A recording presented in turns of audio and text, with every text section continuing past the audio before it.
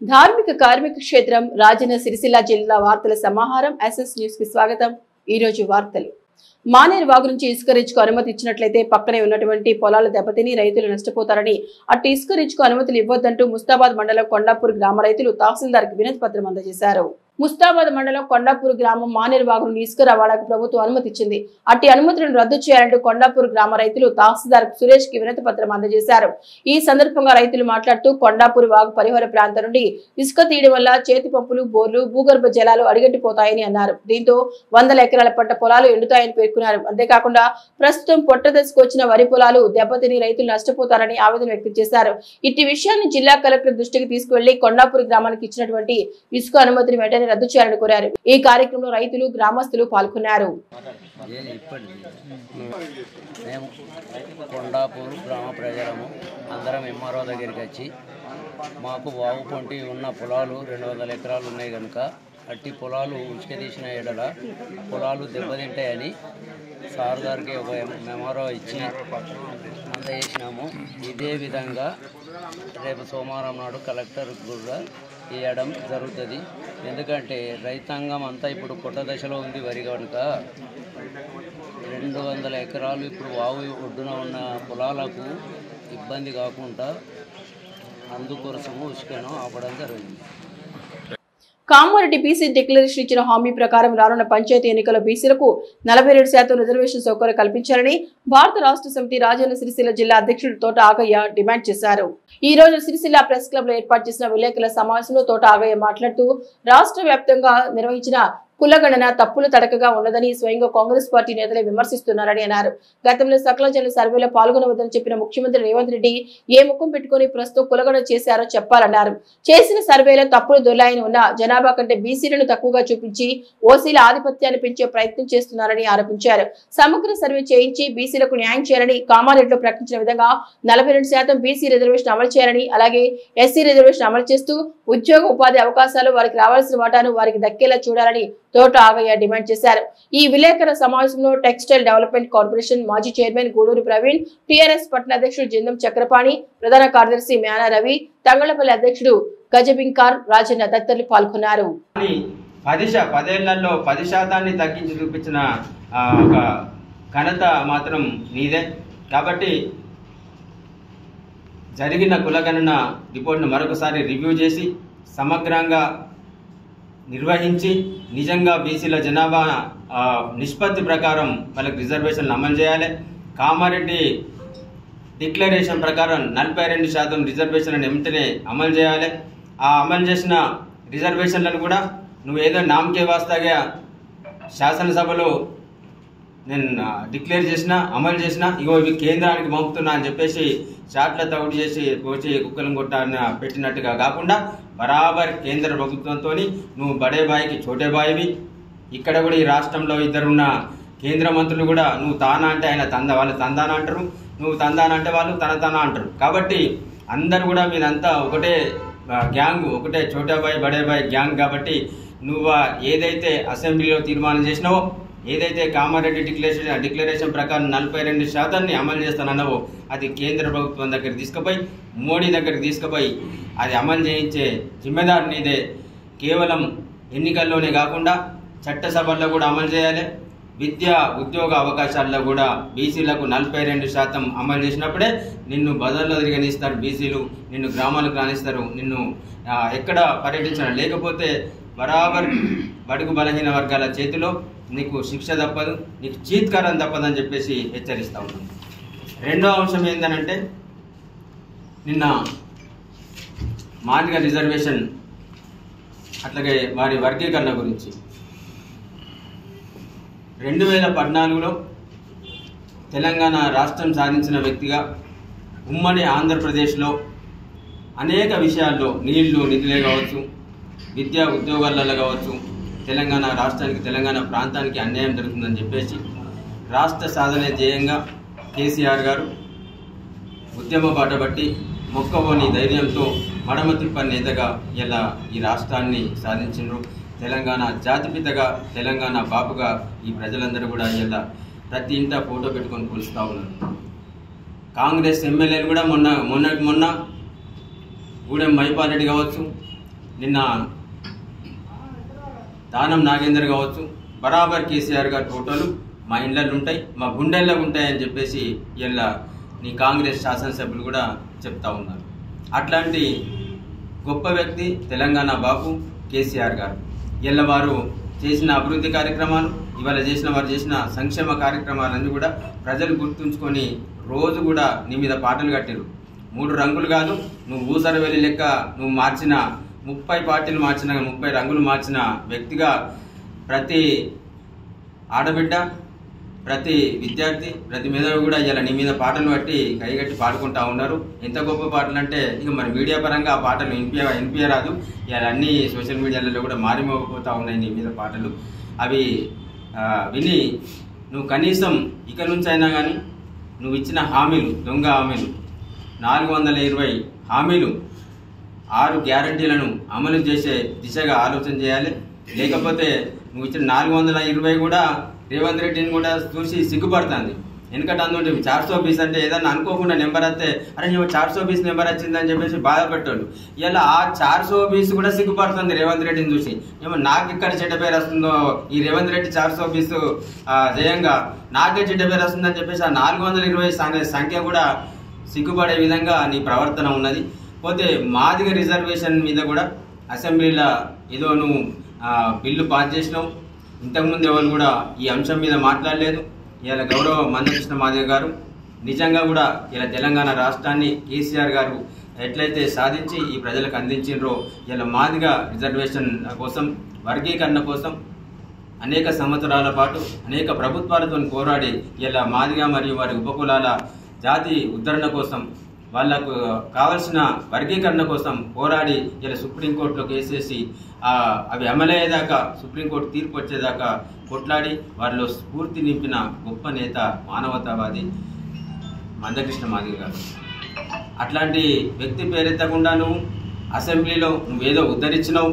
ఇలా 2025 ఫిబ్రవరి 4న నువ్వు వచ్చి ఆ అసెంబ్లీలో ఒక 2 కాయిదాలను ప్రవేశపెట్టేదాకా మాదిగలకు అప్పటి వరకు మాదిగల కోసం మాట్లాడిన మనిషి లేడని, మాదిగల కోసం కొట్లాడిన, వర్గీకరణ కోసం కొట్లాడిన వ్యక్తే లేడన్నట్టుగా నువ్వు పోజులిచ్చి ఇక తీర్మానాన్ని నేను ఢిల్లీకి పంపుతున్నా అని చెప్పేసి చేతులు దులుపుకొని సప్పట్లు కొట్టించుకొని పెద్ద దండ, నువ్వు మోయలేని దండ, నువ్వు 3 ఫీట్లు అయితే 6 ఫీట్ల దండ వేసుకొని బయటకు పోయినావు. నిజంగా కూడా నీకు చిత్తశుద్ధి ఉంటే, నిజంగా కూడా మాదిగ వర్గీకరణ కోసం, వారి ఉపకులాల అభ్యుదయమే వారి అభివృద్ధి ధ్యేయంగా నీ ప్రభుత్వం పనిచేస్తుందనంటే నువ్వు ఎన్నికలలో ఇచ్చిన హామీని, మరి ఆ మాదిగ వర్గీకరణ సుప్రీంకోర్టు ఉత్తర్వులను అమలు చేస్తానన్నావు. సుప్రీంకోర్టు ఉత్తర్వులు ఇచ్చిన తర్వాత కూడా నువ్వు అనేక ఉద్యోగాలు ఇవ్వను. దాదాపు 30-35 వేల ఉద్యోగాలు ఈ ప్రభుత్వం నియామకాలు చేపట్టింది. మరి ఆ వర్గీకరణ ప్రకారం నీ ఉద్యోగాలు ఎస్సీ మరియు వారి మాదిగ ఉపకులాల కోసం ఎస్సీ వర్గీకరణ ప్రకారం నువ్వు ఎందుకు నియామకాలు చేపట్టలేదు? ఇప్పటి నుంచి కూడా నీకు చిత్తశుద్ధి ఉంటే ఆనాడు కేసీఆర్ గారు, నిన్న కేటీ రామారావు గారు అసెంబ్లీ సాక్షిగా చెప్పారు. ఈ రాష్ట్ర ప్రజలే కాకుండా దేశ ప్రజలందరూ కూడా విన్నారు. మేము ఆనాడు నిబద్ధతతోని న్యాయంగా మాదిగ వర్గీకరణ అనే అంశానికి మద్దతు ఇచ్చి 2014లో అసెంబ్లీలో తీర్మానం చేసి ఆనాటి తీర్మానం ప్రతిని స్వయంగా ఆనాటి ముఖ్యమంత్రి గారు, తెలంగాణ జాతిపిత బాబు కేసీఆర్ గారు ఆ తీర్మాన ప్రతిని ఢిల్లీ తీసుకెళ్లి స్వయంగా ప్రధానమంత్రి మోడీ గారికి అందించి మాదిగ రిజర్వేషన్ ఏదైతే వర్గీకరణ ఉందో దాన్ని అమలు చేయాలని చెప్పేసి స్వయంగా కోరిన గొప్ప మానవతావాది కె చంద్రశేఖరరావు గారు. సామాజిక న్యాయం అని చెప్పి ఒక ఎజెండాతో బీసీ కులగణన రిపోర్ట్ ప్రవేశపెట్టడం జరిగింది. మొన్నటి రోజున బీపీ ఉపసంఘం చైర్మన్ అయినటువంటి ఉత్తమ్ కుమార్ రెడ్డి గారు పత్రికా ప్రకటనలు ఏవైతే ఇచ్చిందో దాన్నే నిన్న అసెంబ్లీలో రిపీట్ చేయడం తప్పి అసెంబ్లీ పరంగా తీసుకోవాల్సిన చర్యల గురించి కానీ ఏది చర్చ జరగలేదు. ప్రధానంగా బీఆర్ఎస్ పార్టీ అధికారంలో ఉన్నప్పుడు చేసిన సమగ్ర కులగణను విమర్శించడమే పనిగా పెట్టుకొని చేస్తున్నారు. కాకపోతే ఈ బీసీ కులగణన జరిగింది కూడా ఎందుకంటే కామారెడ్డి డిక్లరేషన్ అనుసరించి 42% బీసీలకు రాజకీయంగా, ఆర్థికంగా, సామాజికంగా, ఉద్యోగ అవకాశాలు ఇవ్వడానికి ఉద్దేశించిన దాన్ని నిన్న ఆ లక్ష్యం దిశగా ప్రయత్నాలు జరగలేదనేది సుస్పష్టం. ఎందుకంటే బీసీ సంఘాలు కానీ ఇతర సంఘాలు కానీ బీసీలను 25 లక్షల మందిని తక్కువ చేసి చూపించడం ఒకటైతే, రెండోది పంచాయతీరాజ్ ఎన్నికలను పెండింగ్ పెట్టింది. ఇంకొకటి ఏంటంటే ఆనాడు రాజ్యాంగ సవరణ 73-74 ప్రకారం స్థానిక సంస్థల ఎన్నికల పదవీకాలం పూర్తి కాకముందుకే ఎన్నికలు జరిపి పదవీకాలం పూర్తి అయిన వెంటనే ప్రజాసేవకు ప్రజాప్రతినిధులను ఎంపిక చేయాల్సిన బాధ్యత. మరి ప్రతిసారి కాంగ్రెస్ గాంధీల ముచ్చట మాట్లాడే రేవంత్ రెడ్డి, ఎందుకంటే ఆయన మొదటి నుంచి కాంగ్రెస్లో లేడు కాబట్టి ఆయనకు ఆ విషయం తెలియదు. మరి రాజీవ్ గాంధీ గారు ఏ విధంగానైతే రాజ్యాంగ సవరణ 73-74 ప్రకారంగా స్థానిక సంస్థలను బలోపేతం చేయాలి, ఎప్పుడు కూడా కుర్చీ ఖాళీ ఉంచకూడదన్న నియమాన్ని కూడా తుంగలో తక్కి ఇప్పటికి కూడా స్థానిక సంస్థల ఎన్నికల గురించి ఊసేలేదు. ఎందుకంటే పారిశుద్ధ్యం కానీ మిగతా అవసరాలు కానీ మంచినీళ్ళ గురించి కానీ ఎవడు పట్టించుకునే నాదులు లేక పల్లెలు సంవత్సరమైంది. అదే మాదిరిగా 7 మాసాల నుంచి ఎంపీటీసీలు జెడ్పీటీసీలు లేకుండా ఇవి ఈ మధ్యనే మున్సిపల్ పదవీ కాలం కూడా పూర్తయింది. మరి ఈ ఎన్నికలను కూడా 42% రిజర్వేషన్ అమలు చేస్తూ ఎన్నికలు జరిపే ప్రతిపాదన ప్రకటన ఏది లేకపోవడం బీసీ వర్గాలలో పూర్తిగా నిరాశ నిస్పృహలు నింపింది. ఇప్పటికైనా వారి మంత్రివర్గం కానీ మరేదైనా చేసుకుని స్థానిక సంస్థలు నిర్వహిస్తూ 42% రిజర్వేషన్ అమలు చేసే విధంగా ఉండాలి. ముందుగా ప్రతిపక్షాలను సాటిస్ఫై చేయడం కాదు. రేవంత్ రెడ్డి గారు మీ పక్షంలో ఉన్న మీ ఎమ్మెల్యేలను బీసీ సంఘాలను అందరినీ కూడా సాటిస్ఫై చేసే విధంగా ముందుకు రావాలని చెప్పేసి కోరుతున్నాను. జై తెలంగాణ. గంభీరావుపేట మండల కేంద్రంలో శ్రీ మహంకాళి దేవాలయంలో ప్రతిష్టాపన మహోత్సవం ఘనంగా నిర్వహించడం జరిగింది. గంభీరావుపేట మండల కేంద్రంలో రెడ్డి సేవా సంఘం ఆధ్వర్యంలో నూతనంగా ఏర్పడిన శ్రీ మహంకాళి దేవాలయంలో ఈ రోజు నుండి గురువందనం, గోపూజ, గణపతి పూజ, పుణ్యవచనం, రక్షాబంధనం తదితర కార్యక్రమం నిర్వహించారు. అనంతరం తీర్థ ప్రసాద వితరణ జరిగింది. ఇటు కార్యక్రమంలో పౌరోహితులు రాచర్ల పార్థసారథి శర్మతో పాటు రాచర్ల రవిచంద్ర శర్మ వారి బృందం ఆధ్వర్యంలో ఈ కార్యక్రమం నిర్వహించారు. రెడ్డి సంఘం అధ్యక్షుడు, సభ్యులు భారీ సంఖ్యలో పాల్గొన్నారు. నేడు గంభీరావుపేట పట్టణంలో రెడ్డి సంక్షేమ సంఘం వారు చాలా పవిత్రంగా నిర్మించినటువంటి మహాకాళి అమ్మవారి యొక్క దేవాలయంలో త్రయాన్నిహిక దీక్ష అనగా 3 రోజులతో ఏకకుండాత్మకంగా జగద్గురువుల అస్మద్గురువులు సుభద్రాంబా సహిత యజ్ఞేశానందనాథ స్వామివారి సంపూర్ణమైనటువంటి అనుగ్రహ ఆశీస్సుల చేత రాచర్ల పార్థసారథి శర్మ గారు పౌరోహిత్యంలో, నా యొక్క పేరు రాచర్ల రవిచంద్ర శర్మ, మా యొక్క వైదిక నిర్వహణలో అత్యంత వైభవోపేతంగా నిర్వహింపబడుతుంది. ఈ రోజున ప్రాతకాలం గురు ప్రార్థన, గోపూజ, గణపతి పూజ, పుణ్యాహవాచన, అంకురార్పణ, ఋత్విక్వరుణ ఇట్లాంటి కార్యక్రమాల చేత ప్రారంభమై యాగశాల ప్రవేశం జరిగింది. ఈ రోజున సహస్రమోదక గణపతి హోమము, వాస్తు, నవగ్రహ, యోగిని, క్షేత్రపాలక అఖండ దీపారాధనతో ఋత్వికరణ కార్యక్రమాన్ని ఇవ్వడం జరిగింది. వైభవోపేతంగా ఈ ముగ్గరమ్మల మూలపుటమైనటువంటి ఆ జగన్మాత మహాకాళి ఆరాధన విశేషం. కాళిదాసు గారు చెప్పినట్టుగా మహాకాళి ఆరాధన ఎక్కడైతే అక్కడ ఆ క్షామడాంబరాది అనేకమైనటువంటి రోగాల బారి నుండి పడినటువంటి వాళ్ళు కూడా ఆ రోగ నివారణ జరుగుతుంది. అట్లాగే ఈ యొక్క ప్రాంతమంతా సస్యశ్యామలంగా సుభిక్షంగా ఉంటుంది. ఎక్కడైతే శక్తి ఆరాధన జరుగుతుందో అక్కడ సుభిక్షం అనేటువంటిది ఉంటుంది అనేటువంటిది శాస్త్రవచనం. కావున ఆ యొక్క గంభీరావుపేట పట్టణం ఇవాళ మహాకాళి అమ్మవారిని స్థాపన చేయబోతోంది. ఈ ప్రాంతమంతా సుభిక్షంగా ఉండాలని ఈరోజు ప్రదోషకాలంలో ఆ యొక్క సువాసనల చేత ఆ విగ్రహానికి జలాధివాసము, ప్రతి ఇంటి నుండి జలము తీసుకుని వచ్చి జలాధివాసము, రేపటి రోజున మహాచండీ యాగము, సువాసన చేత కుంకుమార్చన, రేపటి ప్రదోషకాలంలో ధాన్యాదివాసాలు, పుష్పాదివాసాలు, శయ్యాదివాసాలు. అదే రోజున 7వ తారీఖు ప్రాతకాలమందు ఎంత గొప్పనేటువంటి విషయం, శృంగేరిలో జగద్గురువులు శంకరాచార్యుల వారు అన్నపూర్ణాదేవిని ప్రతిష్టాపన చేసేటువంటి కాలమున గంభీరావుపేట పట్టణంలో మహాకాళి అమ్మవారిని స్థాపన చేయబోతున్నాం. ఇది చిరకాలము ఎల్లకాలం జ్ఞాపకం ఉండేటువంటి విషయం. ఆ యొక్క యంత్రస్థాపన, కుంభాభిషేకం జరుగుతుంది. ఈ మహత్తర కార్యంలో ఈ ప్రాంతం వాళ్ళందరూ పాల్గొని అమ్మవారి యొక్క ఆశీస్సులు పొందవలసిందిగా ప్రార్థన చేస్తున్నాం. అమ్మవారి యొక్క ఆ యొక్క మూర్తిని చూడండి, చక్కగా అమ్మవారిని అలంకరణ చేసినారు. జగదంబ విశ్వపాలిని మాతాకి జై. విద్యారంగ సమస్యలు పరిష్కరించడంలో ప్రభుత్వం విఫలమైందని, విద్యారంగ సమస్యల పరిష్కారానికి సమరశీల పోరాటాలకు సిద్ధం కావాలని ఎస్ఎఫ్ఐ రాష్ట్ర ఉపాధ్యక్షులు శనిగరపు రజనీకాంత్ పిలుపునిచ్చారు. భారత విద్యార్థి ఫెడరేషన్ ఎస్ఎఫ్ఐ జిల్లా 4వ మహాసభలు అంకారపు నరసింహ ఫంక్షన్ హాల్లో జరిగాయి. మహాసభల ప్రారంభ సూచికగా ఎస్ఎఫ్ఐ స్వాతంత్రం, ప్రజాస్వామ్యం, సోషలిజం లక్ష్యాలతో కూడిన జెండా ఆవిష్కరణ జిల్లా అధ్యక్షుడు మంద అనిల్ చేసి కార్యక్రమాన్ని ప్రారంభించారు. ఈ సందర్భంగా ఎస్ఎఫ్ఐ రాష్ట్ర ఉపాధ్యక్షుడు శనిగేరి రజనీకాంత్ మాట్లాడుతూ తెలంగాణ రాష్ట్రంలో విద్యారంగ సమస్యల పరిష్కారానికి విద్యార్థులు సిద్ధం కావాలని ఆయన పిలుపునిచ్చారు. విద్యార్థుల సమస్యలు పరిష్కరించడంలో రాష్ట్ర ప్రభుత్వం పూర్తిగా విఫలమైందన్నారు. పెండింగ్ లో ఉన్న స్కాలర్షిప్ విడుదల చేయడం లేదు మరియు మెస్ కాస్మెటిక్ ఛార్జీలు విడుదల చేయడం లేదు, మెనూను అమలు చేయడం లేదు, గురుకులాల సమస్యలను పరిష్కరించడం లేదు, యూనివర్సిటీలకు ప్రత్యేక బడ్జెట్ కేటాయించడం లేదు, యూనివర్సిటీలో సెల్ఫ్ ఫైనాన్స్ కోర్సులను రెగ్యులర్ చేయకుండా విద్యార్థులపై అదనపు భారం మోపుతోంది. ఇటు కార్పొరేట్ కళాశాలలో ఫీజుల దోపిడీని అరికట్టడం లేదు. ఇందుకేనా మన కాంగ్రెస్ ప్రభుత్వానికి అధికారం అందించింది? విద్యార్థులు వారి సమస్యలపై ఇబ్బంది పడుతుంటే రాష్ట్ర ప్రభుత్వం కాలయాపన చేస్తూ పబ్బం గడుపుతోందన్నారు. ఈ కార్యక్రమంలో యూటీఎఫ్ జిల్లా అధ్యక్షుడు రవీందర్, ఎస్ఎఫ్ఐ మాజీ జిల్లా కార్యదర్శులు మల్లారి అరుణ్ కుమార్, ఎర్రవెల్లి నాగరాజు, డివైఎఫ్ఐ జిల్లా అధ్యక్షుడు గాంతుల మహేష్, ఎస్ఎఫ్ఐ జిల్లా అధ్యక్షుడు మంద అనిల్, కార్యదర్శి మల్లారపు ప్రశాంత్, ఉపాధ్యక్షుడు మనోజ్, రాకేష్, సహాయ కార్యదర్శి కళ్యాణ్ ఆదిత్య, సాయి భరత్, శివాస్విని, సంజన, వివిధ మండలాల డెలిగేట్స్ పాల్గొన్నారు.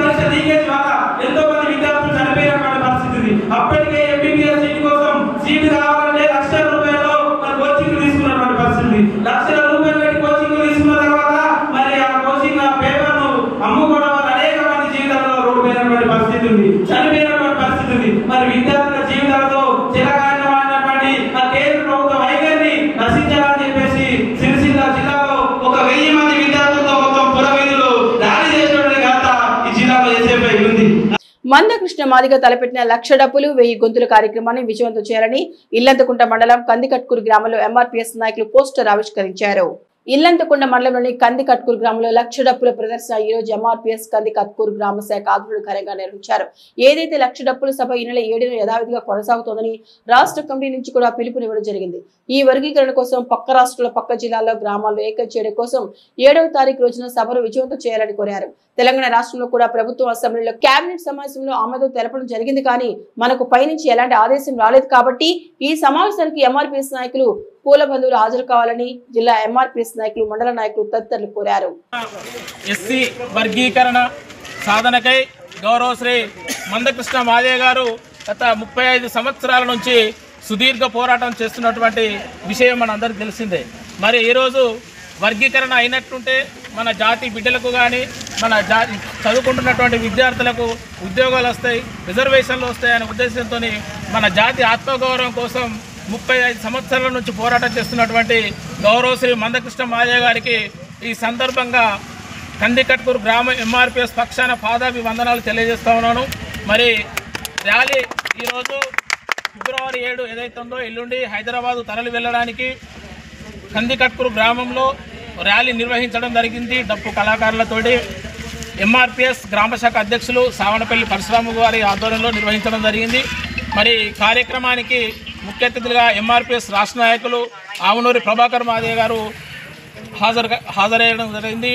అదేవిధంగా రాష్ట్ర నాయకులు గుండెటి రాజు మాదయ్య గారు, ఎంఆర్పీఎస్ మండల అధ్యక్షులు మంద రాజు గారు, అంబేద్కర్ సంఘం అధ్యక్షులు తడకపల్లి భూమయ్య మాదయ్య గారు, అదేవిధంగా జిల్లా కన్వీనర్ ఉన్నటువంటి ఎలగంతల భిక్షపతి మాదయ్య గారు, అదేవిధంగా గారికి అన్ని గ్రామాల నుంచి వచ్చినటువంటి అధ్యక్షులకు, నాయకులకు ప్రతి ఒక్కరికి సామాజిక ఉద్యమ నమస్కారాలు తెలియజేస్తూ ముఖ్యంగా మండల కమిటీ కూడా పూర్తిగా రావడం జరిగింది. ఉపాధ్యక్షులకు, కార్యవర్గ సభ్యులకు, అన్ని గ్రామాల నుంచి వచ్చినటువంటి ప్రతి ఒక్కరికి ప్రత్యేక జై భీమ్లు సామాజిక ఉద్యమ నమస్కారాలు తెలియజేస్తూ మరి ఈ ర్యాలీని మాట్లాడే ముందుగా ఎంఆర్పీఎస్ రాష్ట్ర కార్యదర్శి అయినటువంటి ఆవునూరి ప్రభాకర్ మాదయ్య గారు అంబేద్కర్ గారికి పూలమాల వేయవలసిందిగా కోరుతా ఉన్నాను.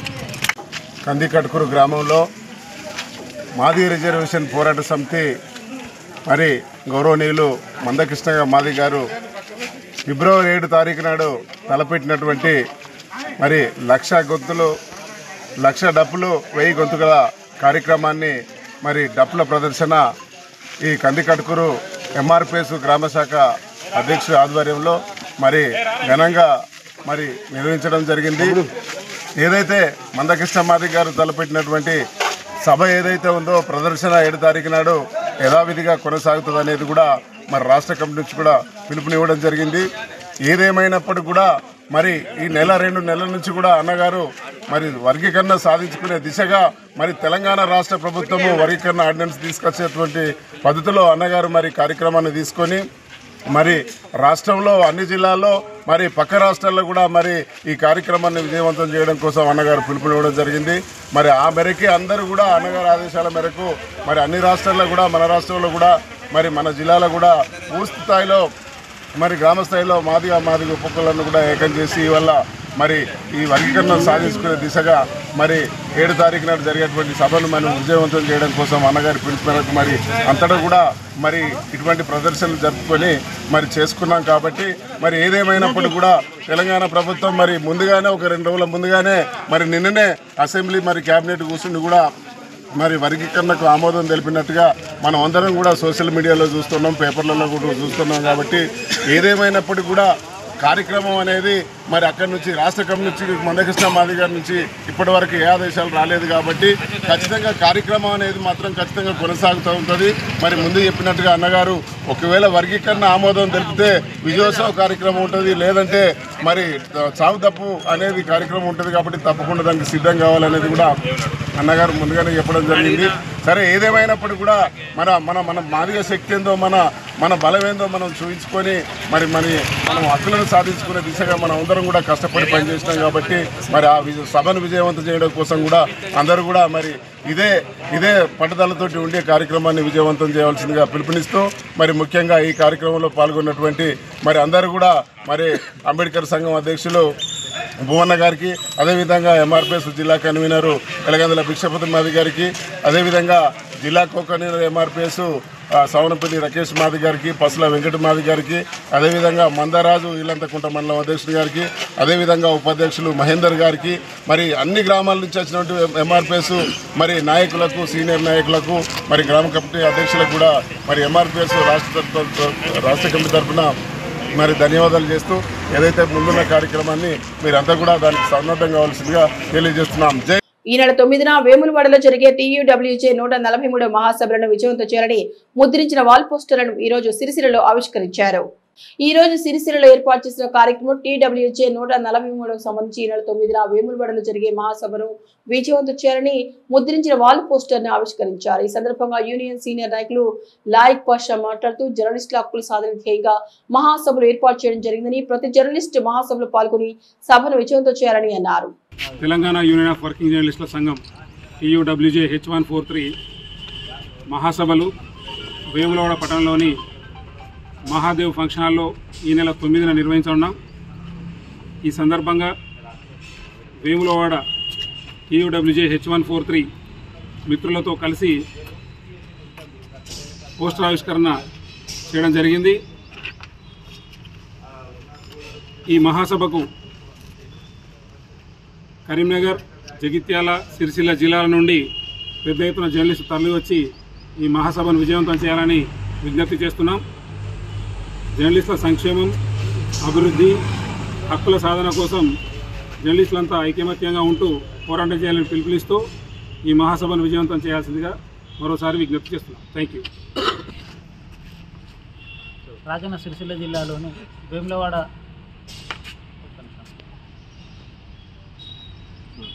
సిరిసిల్ల జిల్లాలోని వేములవాడలోని సహదేవ్ ఫంక్షన్ హాల్లో ఈ నెల 9న TUWJ 143 మహాసభను నిర్వహించడం జరుగుతుంది. జర్నలిస్టుల ఐక్యత కోసం మనం పోరాడాల్సిన సమయం ఏర్పడింది కాబట్టి జర్నలిస్టులు అందరూ ఏకం కావాలని ఈ మహాసభను ఏర్పాటు చేశాం. దీంట్లో భాగంగా 143 అలాగే టెమ్జూకు సంబంధించిన సభ్యులందరూ హాజరై ఈ మహాసభను విజయవంతం చేయాలని కోరుతున్నాం. బీసీ గణాంకాల ప్రకారంగా బీసీలకు కాంగ్రెస్ పార్టీ 42% రిజర్వేషన్లు కల్పిస్తోందని తెలంగాణ రాష్ట్ర ముఖ్యమంత్రి రేవంత్ రెడ్డి శాసనసభలో ప్రకటించడం పట్ల Yellareddypet AMC chairman Sabera Begum Ghouse, block Congress party అధ్యక్షులు దొమ్మాటి నరసయ్య, బీసీ సంక్షేమ సంఘం జిల్లా అధికార ప్రతినిధి బండారి బాలరెడ్లు హర్షం వ్యక్తం చేశారు. బీసీలకు సీఎం రేవంత్ రెడ్డి 42% రిజర్వేషన్లు ప్రకటించడం పట్ల హర్షం వ్యక్తం చేస్తూ ఎల్లారెడ్డిపేట పాత బస్సులో బుధవారం కాంగ్రెస్ పార్టీ బీసీ నేతలు టపాసులు కాల్చి స్వీట్లు పంచుకొని సంబరాలు చేసుకున్నారు. ఈ సందర్భంగా ఏఎంసీ చైర్మన్ షేక్ సాబేరా బేగం గౌస్ మాట్లాడుతూ స్థానిక సంస్థల ఎన్నికల్లో బీసీలకు 42% రిజర్వేషన్లు కల్పిస్తామని ప్రకటించడం పట్ల ఆమె హర్షం వ్యక్తం చేశారు. బ్లాక్ కాంగ్రెస్ పార్టీ అధ్యక్షులు దొమ్మాటి నరసయ్య మాట్లాడుతూ కాంగ్రెస్ పార్టీ కామారెడ్డిలో ఎన్నికల ప్రచారంలో భాగంగా జరిగిన బీసీ డిక్లరేషన్ లో కాంగ్రెస్ పార్టీ నేత రాహుల్ గాంధీజీ ప్రకటించిన విధంగానే తెలంగాణ రాష్ట్రంలో ఎస్సీ, ఎస్టీ, బీసీ, ఓసీ, మైనార్టీల జనాభా ఎంతమంది ఉన్నారని సర్వే చేయించడం జరిగిందని, బీసీలకు ఎక్కువ సీట్లు ఇస్తామని కాంగ్రెస్ పార్టీ ఏదైతే వాగ్దానం చేసిందో వాగ్దానం ప్రకారంగా రాష్ట్రంలో బీసీలు 56.33 జనాభా ఉన్నట్టు తేలిందన్నారు. సీఎం రేవంత్ రెడ్డి బీసీ కులగణ చేసి రిజర్వేషన్లు ఎత్తివేస్తాడనే ప్రతిపక్షాల అనుమానాలను దమ్మున్న సీఎం 42% రిజర్వేషన్లు ప్రకటించి పటాపంచలు చేశారన్నారు. దమ్ముంటే మీరు కూడా 42% రిజర్వేషన్లు ప్రకటించాలని సీఎం రేవంత్ రెడ్డి అసెంబ్లీ సమావేశాలు అంటే BRS party working president Sircilla MLA KT Rama Rao SC వర్గీకరణకు మద్దతు ఇస్తున్నాం కానీ బీసీలకు మద్దతు ఇవ్వడం లేదని వాకౌట్ చేసి బయటకు వెళ్లిపోయారని, దీంతో బీసీల పట్ల బీఆర్ఎస్ వైఖరి నిజాయితీ నిబద్ధత తేలిపోయిందన్నారు. ఈ విషయంలో బీజేపీ పార్టీ వాళ్ళు కూడా సన్నాయి నొక్కులు నొక్కుతున్నారని, బీసీల పట్ల బీజేపీ వైఖరి ఏంటో తేల్చాలని ఆయన సవాల్ చేశారు. ఈ కార్యక్రమంలో కాంగ్రెస్ పార్టీ జిల్లా ఉపాధ్యక్షుడు షేక్ గౌస్బాయి, బీసీ సంక్షేమ సంఘం మండల అధ్యక్షులు కంచర్ల రాజు, మహిళా మండల కాంగ్రెస్ పార్టీ అధ్యక్షులు ఆకుల లత, కాంగ్రెస్ పార్టీ మండల బీసీ సెల్ అధ్యక్షులు రవి యాదవ్, రఫీక్, కాంగ్రెస్ పార్టీ నాయకులు దండు శ్రీనివాస్, ముదిరాజ్, గంటా బుచ్చగౌడ్, పుల్లయ్య గారి తిరుపతి గౌడ్, బుచ్చి లింగి సంతోష్ గౌడ్, గుర్రపు రాములు, ఇమాం బాయి, గంటా వెంకటేష్ గౌడ్, గంటా అంజాగౌడ్, పందిర్ల సుధాకర్ గౌడ్, గుడ్ల శ్రీనివాస్, ఉల్లి ఎల్లం యాదవ్, మిర్యాల కర్ రాజేష్, శివరాత్రి అనిల్, గండికోట రవి, రమేష్ యాదవ్ తదితరులు పాల్గొన్నారు. ప్రభుత్వం మరి బీసీలకు 42% రిజర్వేషన్లు ప్రకటించడం జరిగింది. ముఖ్యమంత్రి గౌరవనీయులు రేవంత్ రెడ్డి గారు మరి బీసీల మీద గౌరవంతో 42% రిజర్వేషన్లు కాంగ్రెస్ పార్టీ ఇస్తుంది, మీకు దమ్ముంటే ఇవ్వాలని చెప్పి ఇతర పార్టీలను డిమాండ్ చేయడం జరిగింది. మరి ఇతర పార్టీలు కూడా రాష్ట్రంలో ఉన్న బీజేపీ మరియు బీఆర్ఎస్ పార్టీలు ఇంకా వివిధ రాజకీయ పార్టీలు రాష్ట్రంలో ఉన్నాయి. ఆ పార్టీలు కూడా మరి బీసీలకు 42% రిజర్వేషన్లు అమలు చేయాలని చెప్పి ఈ సందర్భంగా మేము డిమాండ్ చేస్తున్నాం. ముఖ్యమంత్రి గారికి 42% రిజర్వేషన్ అమలు చేస్తున్న సందర్భంగా బీసీలమంతా ఆయనకు రుణపడి ఉంటాం.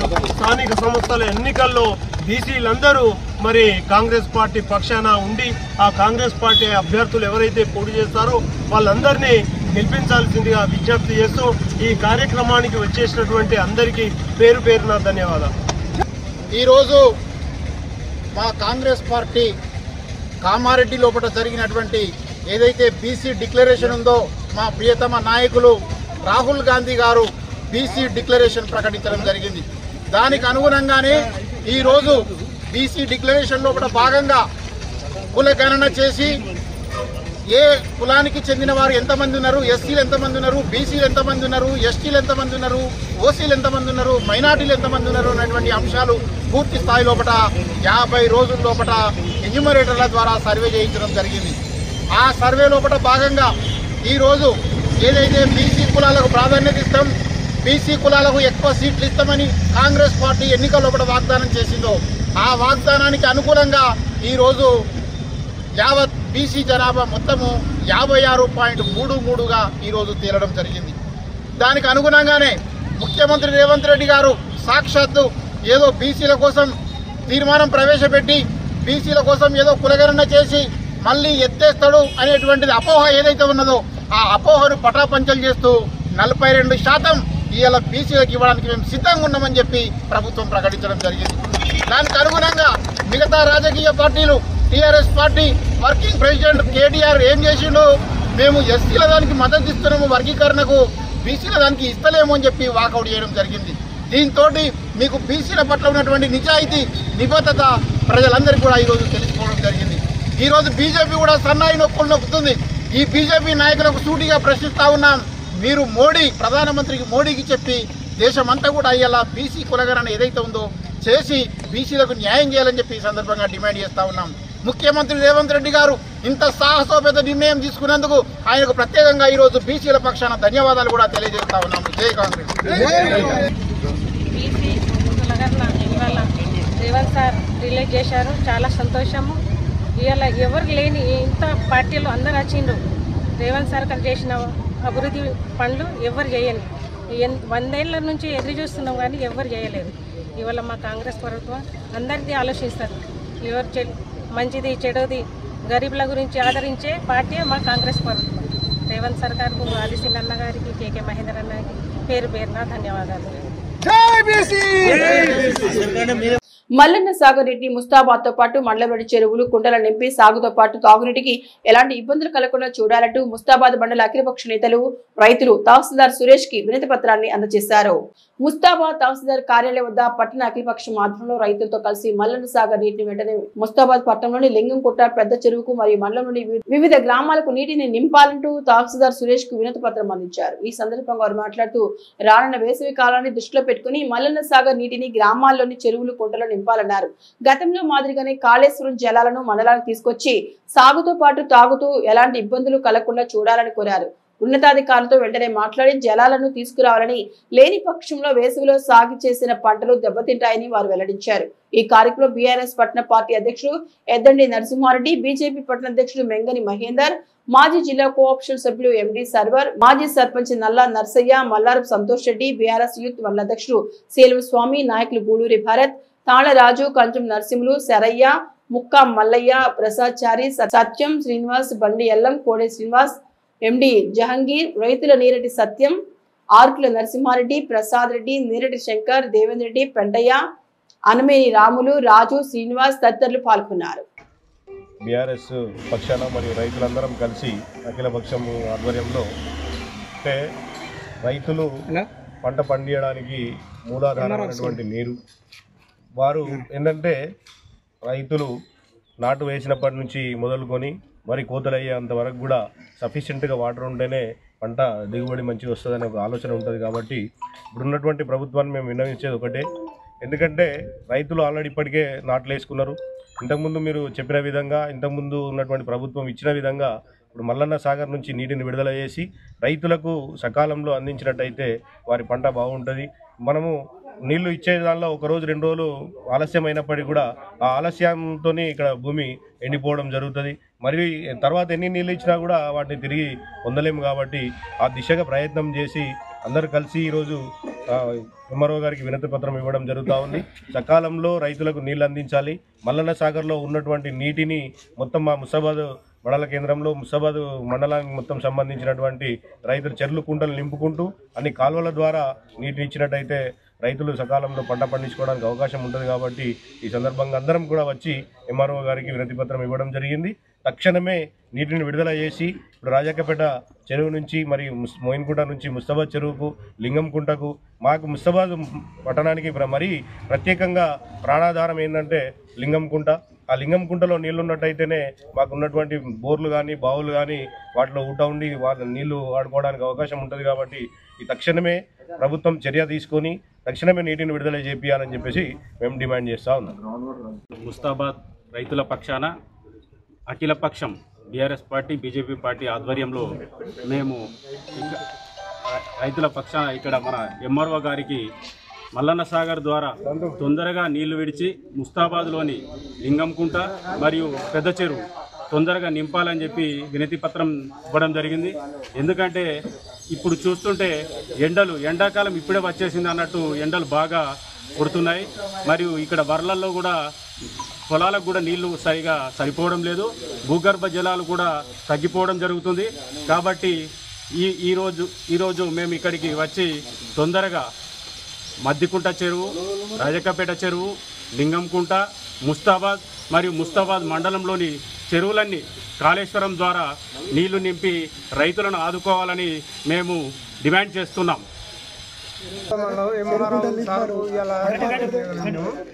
ముస్తాబాద్ చెరువు ఒకటి నిండితే తిరుమతి, పోతిగంటి ఇవన్నీ బాగుపడతాయి. మోయినకూర చెల్లకి ఇవాళ కూడా నీళ్ళు వస్తలేవు. నీళ్ళు ఈ సంవత్సరం మంచిగా బాగుపోయిన నీళ్ళు వచ్చినాయి. ఈ సంవత్సరం తుకాలు వస్తుంటే వెళ్ళిపోయినాయి. వాళ్ళు పొట్టలకు వచ్చినాయి. ఇప్పుడు వర్షాలకు వచ్చింది. మాకు ఇప్పుడు ఆధారమై ఇప్పుడు మేము ఉన్న పెట్టుబడి అంతా 1 లక్ష చిల్లర పెట్టాము ఒక్కొక్కలము. దానికి ఇప్పుడు మాకు నీళ్ళు వస్తేనే మేము ఏమైనా బాగుపడతాం. లేకపోతే ఇంత డబ్బలా ఏమైనా పెట్టుకొని సబ్సిడీ అవుతుంది. మా పని ఇస్తున్నది.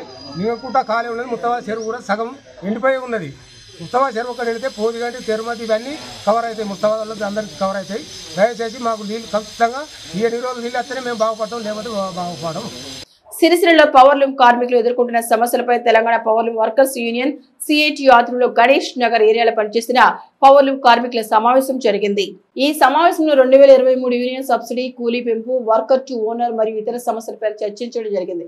ఈ సందర్భంగా పవర్లూమ్ వర్కర్స్ యూనియన్ రాష్ట్ర అధ్యక్షులు మూషం రమేష్ మాట్లాడుతూ సిరిసిల్లలో గత సంవత్సర కాలంగా సరైన ఉపాధి లేక కార్మికులు అనేక ఇబ్బందులు ఎదుర్కొంటున్నారని, ఈ సంవత్సర కాలంలో దాదాపు 15 మంది పవర్లూమ్ మరియు అనుబంధ రంగాల కార్మికులు ఆత్మహత్య చేసుకుని చనిపోయారని, ప్రభుత్వం కార్మికులకు ఉపాధి కల్పించి మెరుగైన వేతనాలు అందించే విధంగా చర్యలు తీసుకోవాలని పెద్ద ఎత్తున పోరాటం చేసిన ఫలితంగా ప్రభుత్వం స్పందించి బతుకమ్మ చీరల స్థానంలో మహిళా పొదుపు సంఘాల మహిళలకు చీరలను ఇచ్చేందుకు ఆర్డర్ ఇవ్వడం జరిగిందన్నారు. ఈ సందర్భంగా నూతన కార్యవర్గాన్ని ఎన్నుకున్నారు.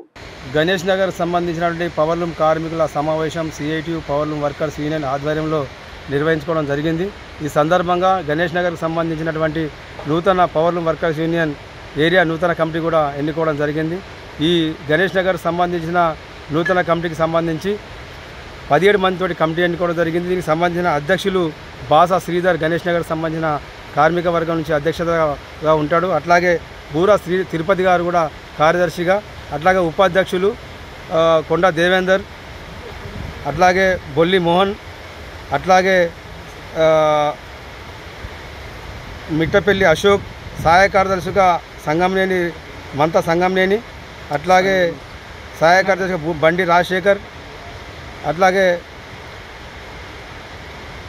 వీళ్ళందరితోటి ఈ కమిటీ ఎన్నుకోవడానికి మిగతా కమిటీ సభ్యులు ఉంటారు. కాబట్టి రాబోయే కాలంలో మరి ఈ గణేష్ నగర్ సంబంధించిన కార్మికుల సమస్యల మీద వీళ్ళందరూ కృషి చేస్తామని చెప్పడం జరిగింది.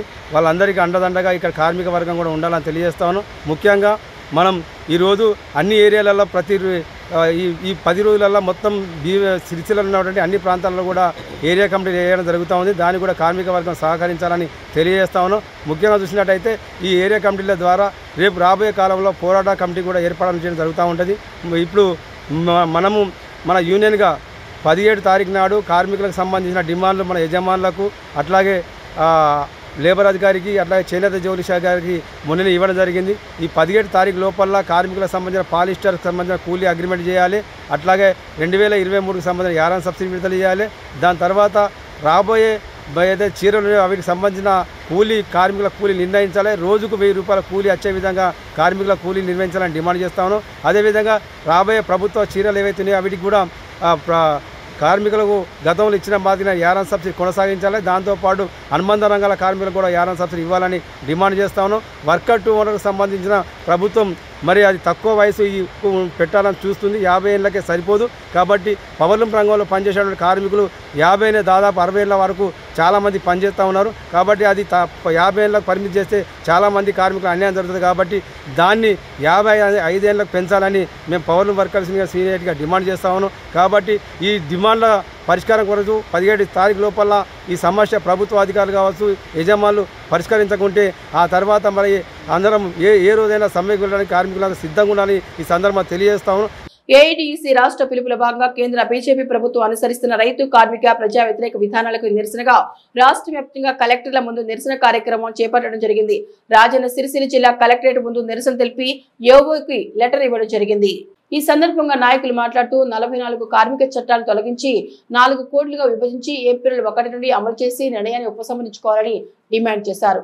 బ్రిటిష్ సామ్రాజ్యవాదులతో సైతం పోట్లాడి సాధించుకున్న కార్మిక చట్టాలు కార్మికులకు కొద్దో గొప్ప ఉపయోగపడేవని, కేంద్ర ప్రభుత్వ అనాలోచిత నిర్ణయం వల్ల కార్మికులకు సమ్మె చేసే హక్కు, కనీస వేతనాల చట్టం లాంటి అనేక కార్మిక చట్టాలు కార్మికులు కోల్పోవాల్సి వస్తోందన్నారు. అలాగే రైతు చట్టాలకు వ్యతిరేకంగా 2 సంవత్సరాలుగా ఢిల్లీ సరిహద్దులో నిరసన జరిగినా కూడా కేంద్రం పెడచెవి పెట్టి రైతులతో ఎలాంటి చర్చలు జరపడం లేదన్నారు. ఈ కార్యక్రమంలో ఏఐటీసీ జిల్లా ప్రధాన కార్యదర్శి కడారి రాములు, జిల్లా అధ్యక్షులు అజ్జా వేణు, బీడీ సంఘం రాష్ట్ర ఉపాధ్యక్షురాలు కేవి అనసూర్య, దుండ్రపెళ్లి రవీందర్, మీసం లక్ష్మణ్, గాజుల పోసెట్టి శ్రీరాములు నర్సయ్య, కోకాపెళ్లి శాంత, పెంట శ్రీనివాస్, పెంట లింగం, నర్సింగోజి మార్తి, పండుగ పోచమల్లు, శ్రావణపల్లి మల్లేశం, పందుల భీమయ్య, పెంట మల్లయ్య తదితర కార్మిక సంఘం నాయకులు పాల్గొన్నారు. అధికారంలోకి వచ్చి 10 సంవత్సరాల పరిపాలన కాలంలో రైతు నల్ల చట్టాలను తీసుకొచ్చి రైతుల ఒక్క పొట్టలు కొట్టే విధానంలో పాల్పడ్డది. అదే విధంగా సంవత్సరం పాలన కాటు రైతులు ధర్నా చేసి ఆ ఒక చట్టాలు రద్దు చేస్తామని ఇప్పటి వరకు కాలయాపనం చేసినటువంటి పరిస్థితి. ఇలా కార్మికుల ఒక 44 చట్టాలను బ్రిటిష్ సామ్రాజ్యంలో కొట్లాడి తెచ్చుకున్నటువంటి చట్టాలను ఆ ఒక్క చట్టాలను రద్దు చేసి 4 కోట్లుగా కుదించి కార్మికుల ఒక పొట్టలు కొట్టే విధానంలో పాల్పడ్డ కేంద్ర బీజేపీ ప్రభుత్వం. ఇలా కనీస వేతనాల చట్టం, ఇలా కార్మికులు పనిచేసే చోట నిత్యావసర సరుకులకు అనుకూలంగా ఆ ఒక కూలీ రేటు పెరగాలన్న చట్టాన్ని కూడా తొలగించి కార్మికుల ఒక పొట్టలు కొడుతుంది. ప్రధానంగా ఇలా సెకండ్ ఏఎన్ఎంలు కానీ ఎన్హెచ్ఎంలు కానీ, ఇలా పోతే అంగన్వాడీ టీచర్లు ఆయాలు కానీ, ఇలా బీడీ రంగంలో పనిచేసే కార్మికులు కానీ, మధ్యాహ్న భోజనం మిస్ఛార్జీలకు కానీ, ప్రతి ఒక్క కార్మిక రంగంలో ఉన్నటువంటి కార్మికులు సెంట్రల్ గవర్నమెంట్ స్కీమ్లో పనిచేస్తున్నటువంటి కార్మికులను ప్రభుత్వ ఉద్యోగులుగా గుర్తించాలని ఎన్నో ధర్నాలు చేసినప్పటికీ పెడచెవిన పెట్టినటువంటి కేంద్ర బీజేపీ ప్రభుత్వం వెంటనే వారి యొక్క కాంట్రాక్ట్ బేసిక్ రద్దు చేసి అంగన్వాడీలను కానీ, ఇలా ఆశా వర్కర్లను కానీ, మధ్యాహ్న భోజనాల కార్మికులను కానీ, సెకండ్ ఏఎన్ఎంలను కానీ, ఎన్హెచ్ఎం స్కీమ్ వర్కర్లను కానీ ప్రభుత్వ ఉద్యోగులుగా గుర్తించాలి. వాళ్ళకు గౌరవ సుప్రీంకోర్టు చెప్పిన మాదిరిగా 26,000 వేతనం చెల్లించాలి. అదేవిధంగా ఇలా పనిచేస్తున్నటువంటి ఇతర రంగాల్లో పనిచేస్తున్నటువంటి కార్మికులు దేవస్థానం అయితేనేమి, ఇలా కాంట్రాక్టు ఇలా ప్రభుత్వం ఇచ్చే పైసలకెళ్ళి వాళ్ళ ఒక జీతాలకెళ్ళి కోసుకుంటూ వాళ్ళకు జీతాలు సరైనటువంటి పద్ధతుల్లో అందడం లేదు. ఈ కాంట్రాక్ట్ ప్రధానంగా రద్దు చేసి ప్రధానంగా వాళ్ళని ప్రభుత్వ ఉద్యోగులుగా గుర్తించి ఇలా సెకండ్ ఏఎన్ఎంలకు అయితే గ్యాస్ శాలరీ పెంచాలి. అదేవిధంగా వీళ్ళకు వాళ్ళకి ఇలా చూస్తే పెన్షన్ రానటువంటి పరిస్థితి ఉన్నది. ఇలా డబుల్ బెడ్రూమ్ ఇల్లు రానటువంటి పరిస్థితి. ప్రభుత్వ ఉద్యోగులుగా గుర్తించలేకపోతా ఉన్నారు. ఇలా వాళ్ళకు గవర్నమెంట్ బెనిఫిట్స్ కూడా ఎలాంటి బెనిఫిట్స్ అందకుండా కార్మికులు మగ్గుతూ ఉన్నారు. వెంటనే దాన్ని సవరణ చేసి ఆ ఒక సంస్థలలో ఇప్పుడు ప్రభుత్వంలో రంగంలో పనిచేసే కార్మికులను ప్రభుత్వ ఉద్యోగులుగా గుర్తించడంలో పెద్ద ఎత్తున ఆందోళన కార్యక్రమం చేస్తాం. ప్రధానంగా బీడీ కార్మికులకైతే జీఎస్టీ తీసుకొచ్చి ఇలా టాటా, అంబానీ, అదానీ లాంటి వాళ్ళకు పెద్ద బడా బాబులకు సిగరెట్ ఫ్యాక్టరీలకు కానీ లైసెన్సులు ఇచ్చుకుంటూ ఆ ఒక్క సిగరెట్ ఫ్యాక్టరీలకు కొమ్ము కాస్తున్నటువంటి పరిస్థితి. ఇలా కార్మికులు పనిచేసే చోట ఇలా వాళ్ళకి జీఎస్టీ పెట్టి ఆకు మీద తంబాకు మీద ఇలా బీడీ పర్సలే మనకు కుంటి పట్టిస్తున్నటువంటి పరిస్థితి కేంద్ర బీజేపీ ప్రభుత్వం. ఇలా చూస్తే అన్ని రంగాల కార్మికులకు ఇబ్బందికరమైన సమస్యలే తీసుకొస్తుంది కాబట్టి వెంటనే అవి సవరణ చేయాలి. లేని వేళలో పెద్ద ఎత్తున ఆందోళన కార్యక్రమం చేస్తామని ఏఐటీసీ జిల్లా సెక్రటరీగా డిమాండ్ చేస్తా ఉన్నాం. ఈ వార్తలు ఇంతటితో సమాప్తం. తిరిగి ప్రసారమై SS న్యూస్ లో మళ్ళీ కలుసుకుందాం. అంతవరకు సెలవు. నమస్కారం.